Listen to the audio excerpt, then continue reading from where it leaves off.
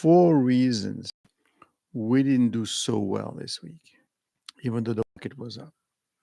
What happened? And I think I'm going to show you what happened.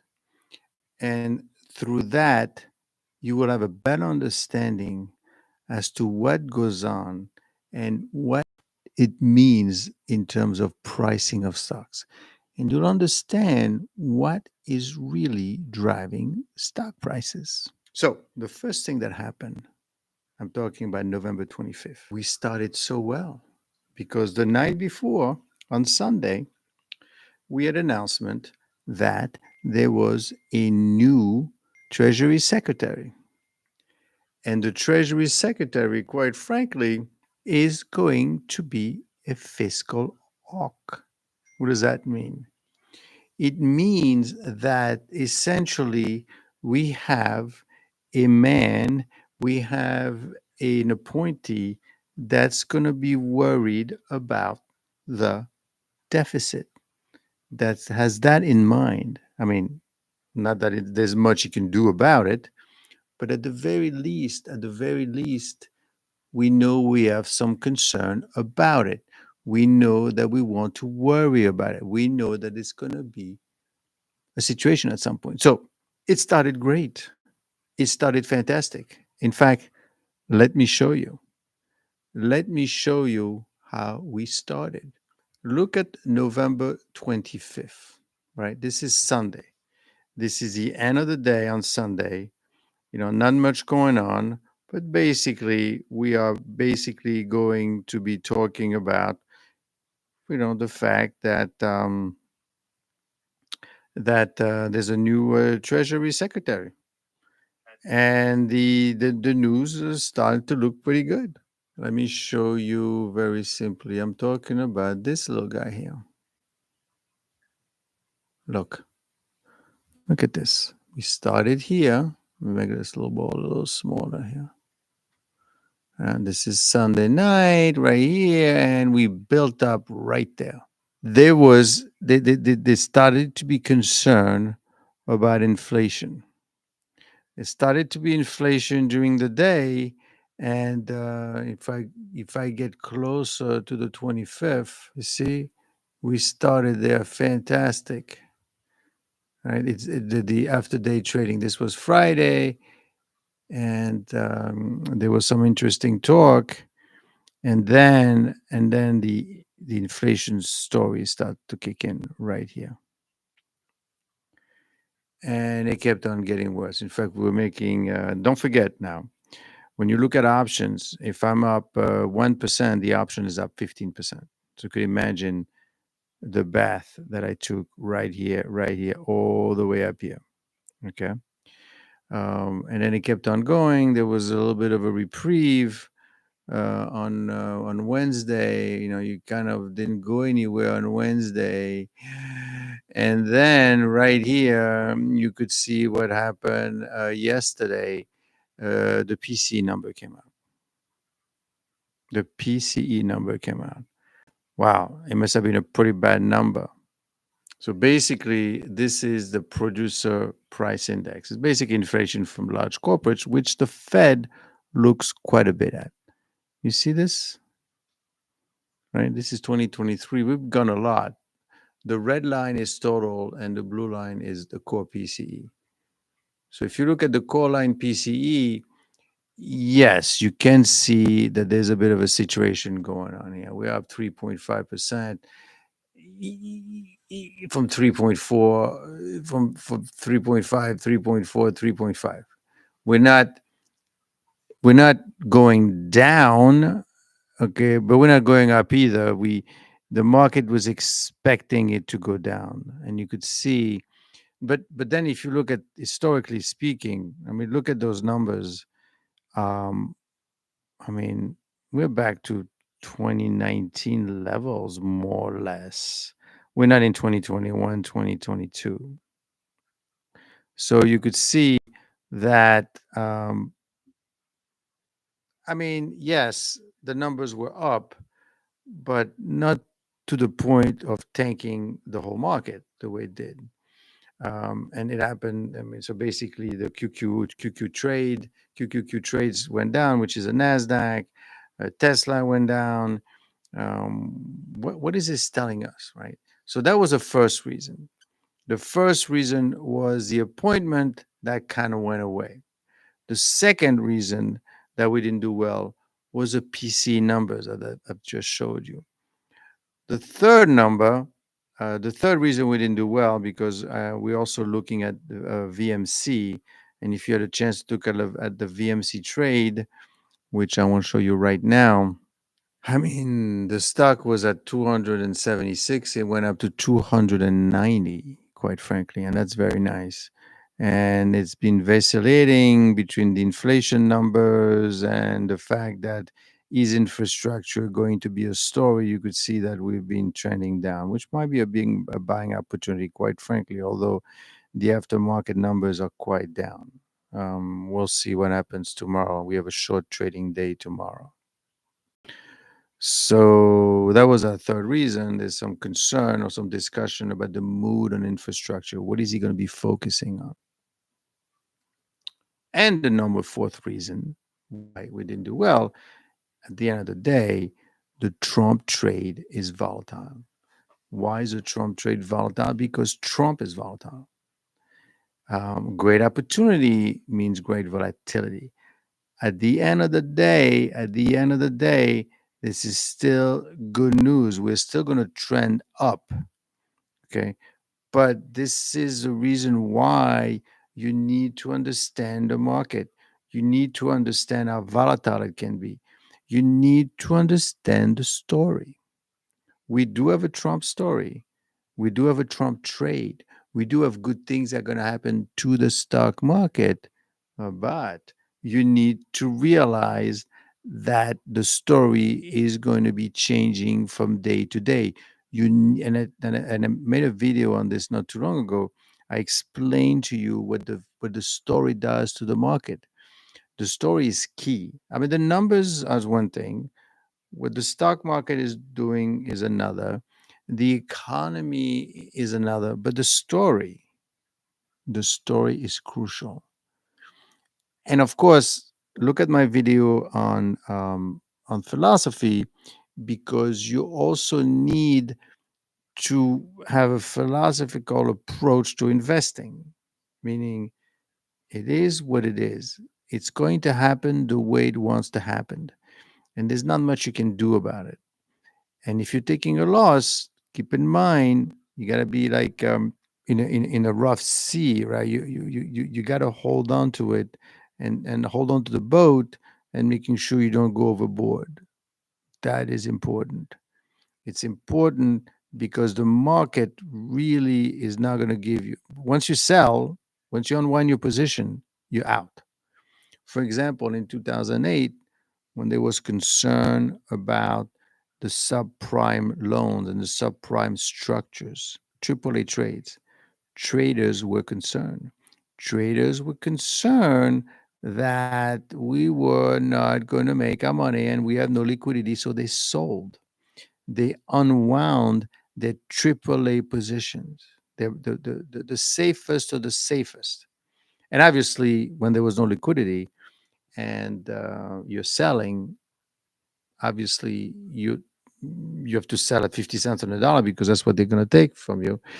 These people that bought AAA transaction under panic at 50 cents on the dollar never lost a dollar because the transaction kept paying, even though there were lots of defaults, but there weren't enough defaults for you to take a loss on these structures, right? And I was part of that. But my point being is that you must not panic.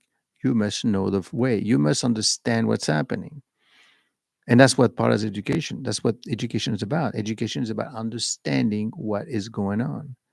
Education is not just about reading books. Education is also practice, is also understanding what's happening by doing. And this is kind of what this channel is about. This channel is about education by doing, where I'm going to take you through the motion. I'm going to take you through what it takes to get things done, to make money in the stock market.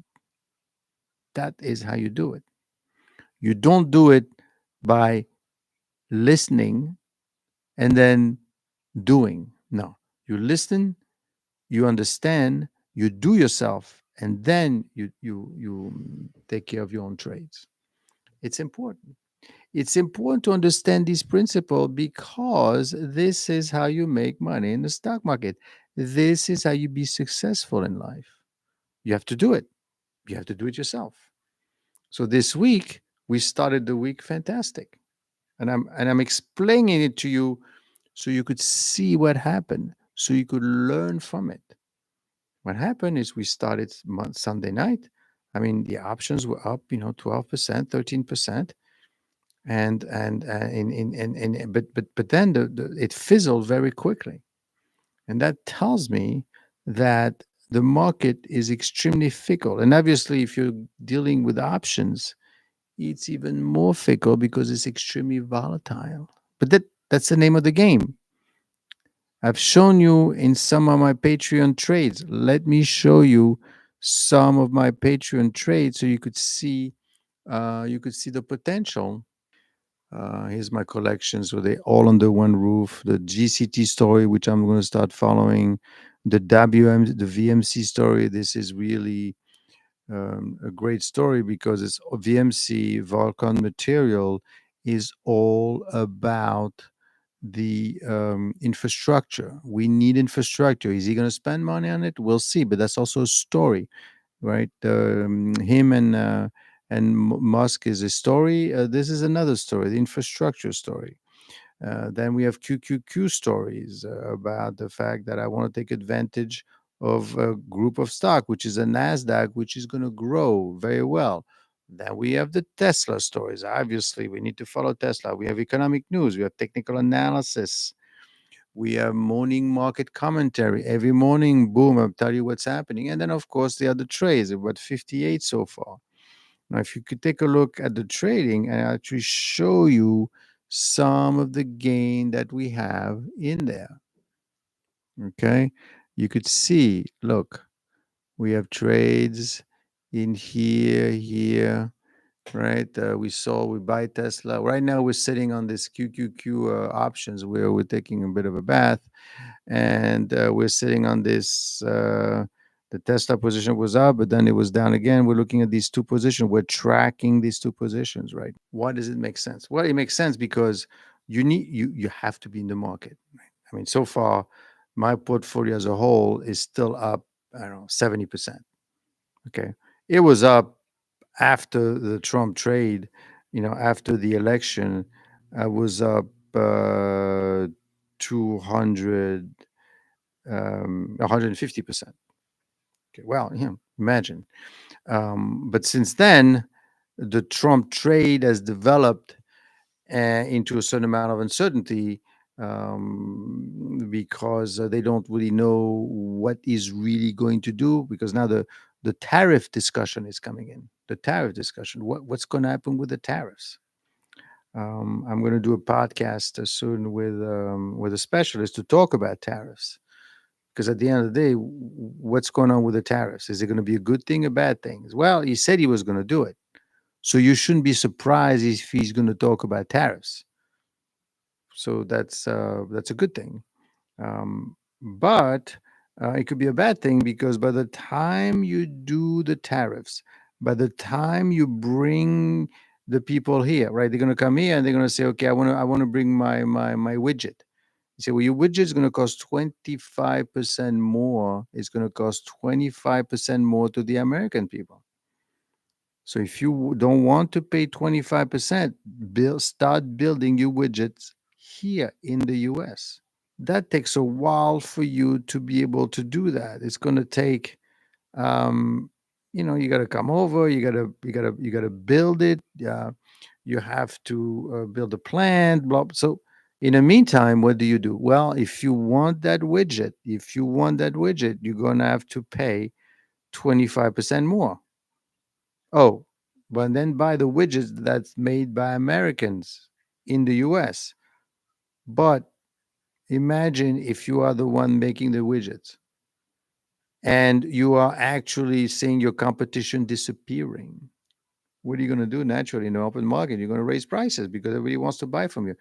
So it is tough to argue that it is not going to be inflationary, and that's kind of the reason why I mean, we're not seeing in the numbers yet.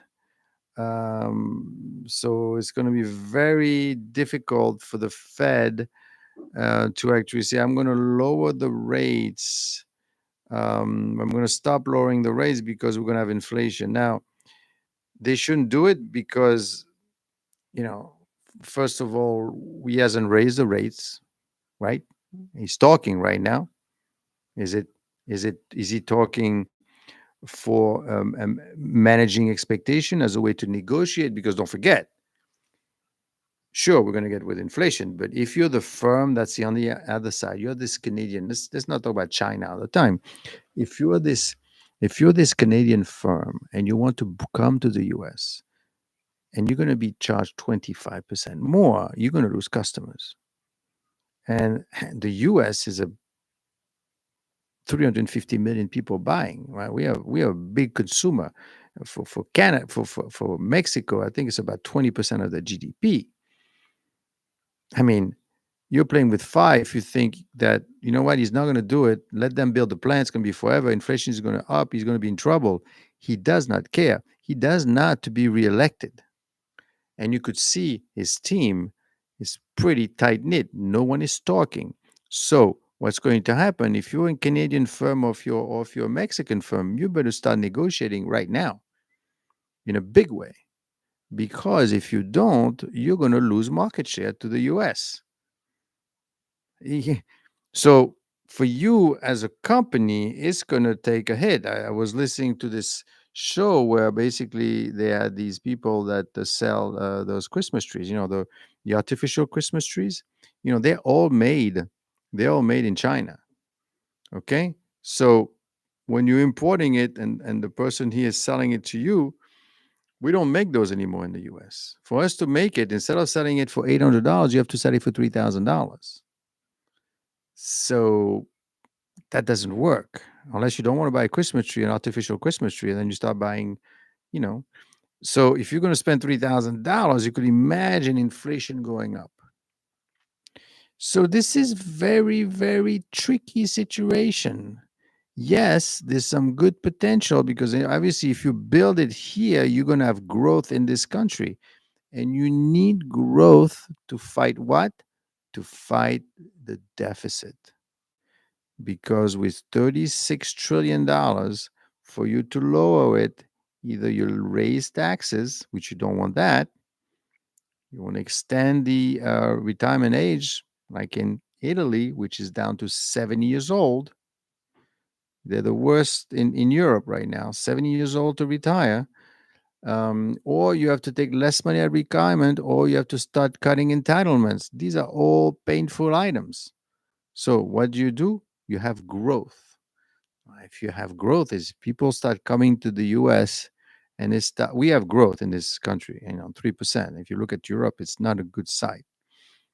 But in this country, we do have growth. So lots of people are going to conjurate to the US, A, because they have to, it's a big market. B, frankly, do you really want to invest in Europe right now with a potential war, nuclear war? Now that's going to happen. Again, this is a negotiating technique, but still, there is this. So all the money is going to be flowing here. France is having huge issues right now. Their debt is priced at higher than Greece. It hasn't happened in a long time. Right now, the only thing that's working is Germany. So it's very ironic that there's only one country in Europe that's doing well, very well. But then if we lose France, and so we may lose Europe altogether. So you know what? Go to the US. So there is hope that we see some growth in the US. And that's always good.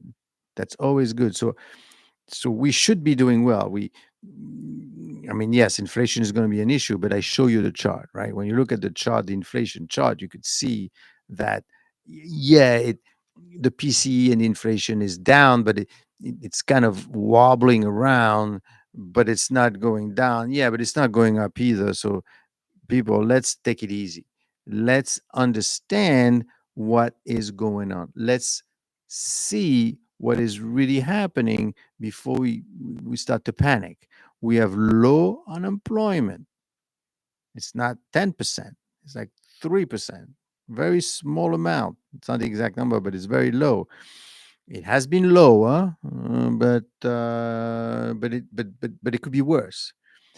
So at the end of the day, what's going to happen is you want to make sure you get the big picture. You get the big picture of the stock market so that you could benefit from it. And of course, you're going to say, but what should I be buying? What stock should I be buying? Well, right now, if you believe in lower rates, and of course, I could you have you're not going to have lower rates if you have inflation. If they don't, if they decide not to lower the rates to fight inflation, that's going to be an issue, obviously. But if rates actually going to come down, which they should, I mean, the odds right now are around 60% that they will lower rates.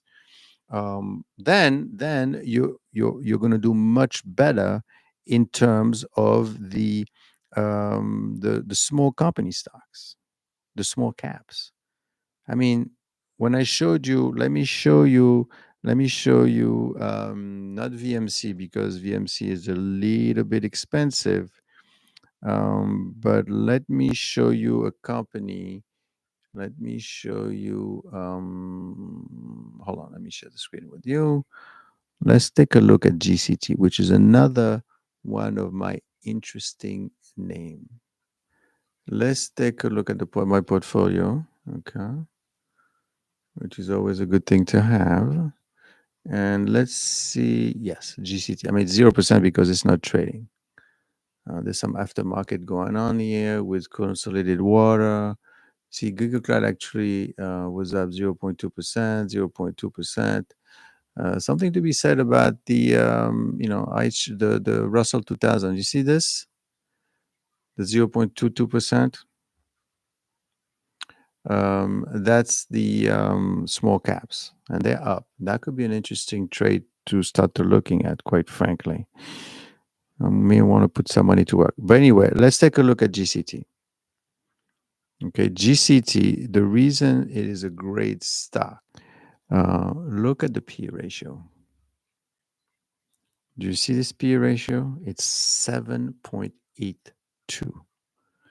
And based on what they're going to make, their forward P is 6.45. This company is totally undervalued, quite on a pure PE basis. Look at the earnings per share growth.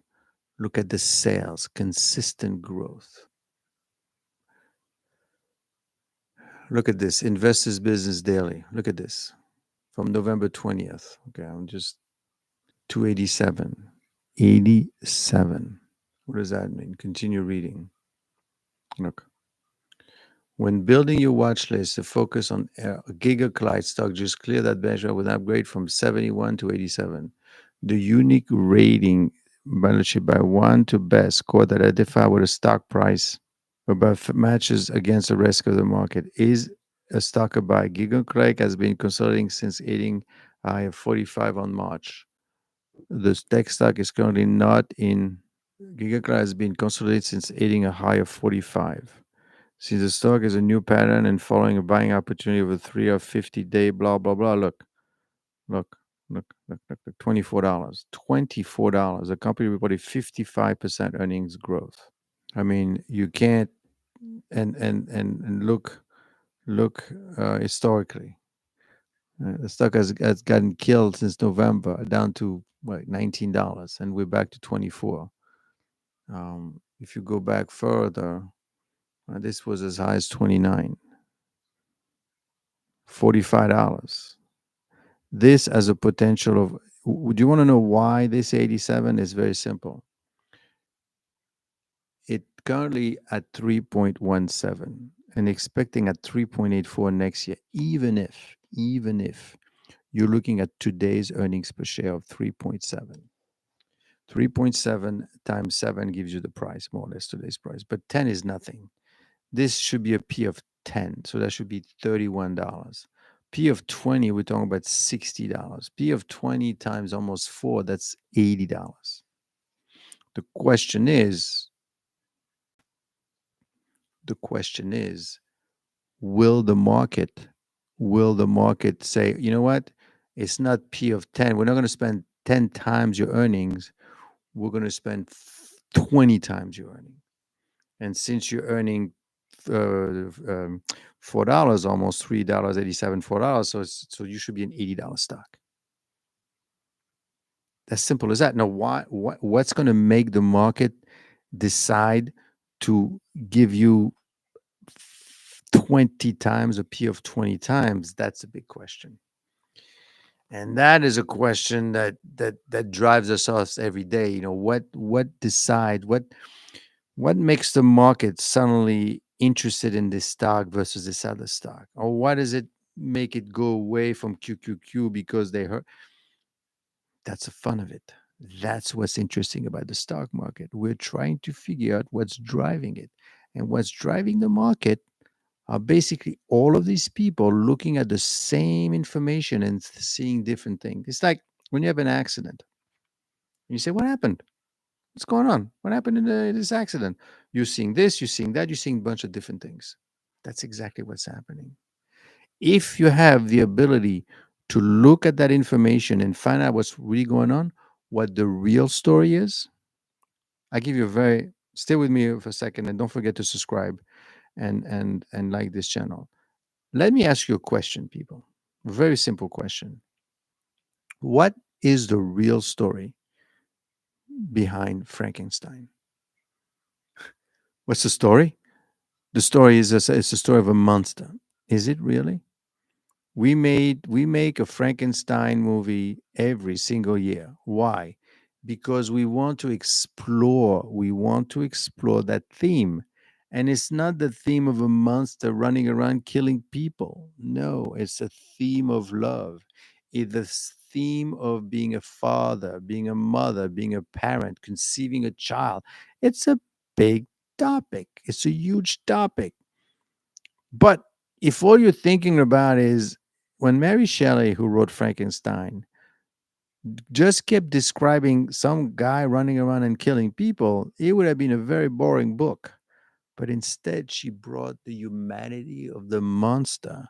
And the monster is not necessarily the monster itself, it might be Dr. Frankenstein because he created a child and he abandoned the child because he said, "That's not my child. I built it from parts. You're a monster." Are you really? But you have a responsibility as a father to take care of your child. So the true story about Frankenstein is not about being a monster, it's about being a bad parent. And obviously we got plenty of those around, so therefore we this is a topic that we keep. And it's the same thing in the stock market. You need to understand what the story is. If you get it and you stick with it, for example, the story could be the economy is doing well, the Trump trade is going to go through because he's not going to disappoint anyone because he said he's going to do and he's going to do what he's going to say. And he did it the last time, which is kind of unusual for a political person to actually do what they say because not being swayed by anyone else.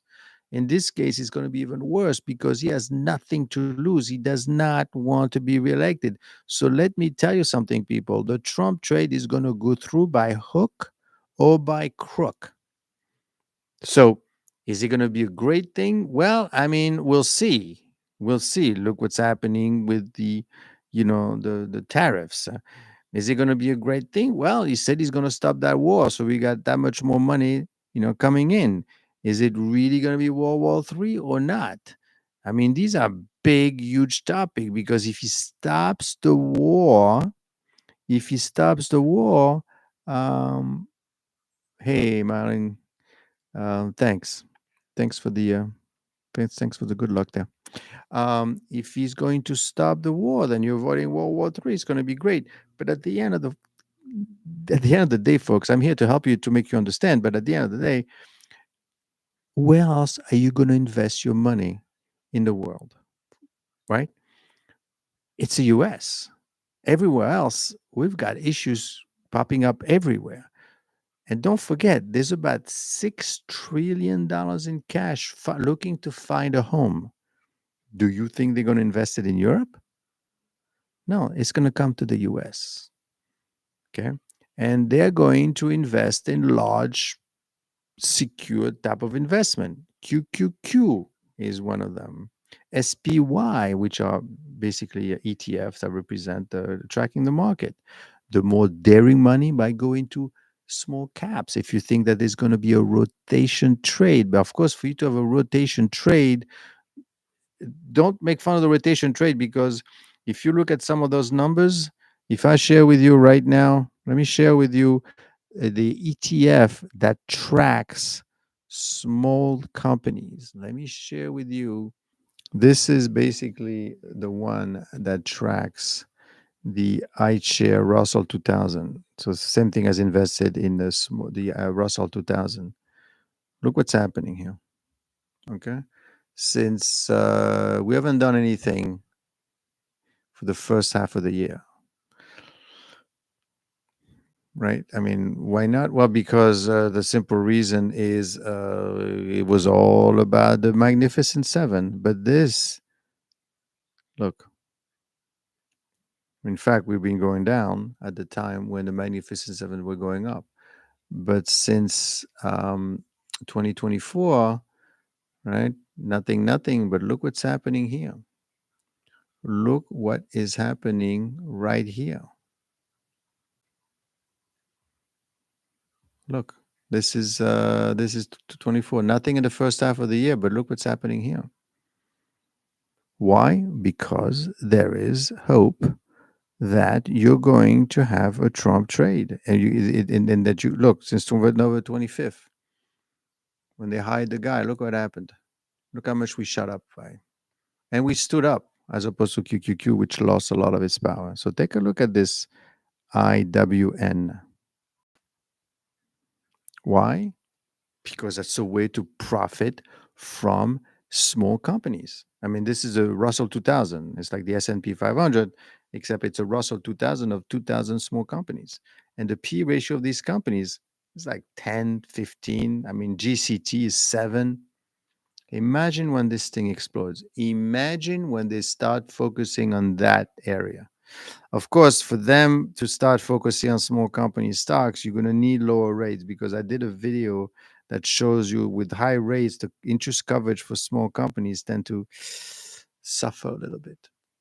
Okay. So that is what you need to do. You need to take a look at small companies.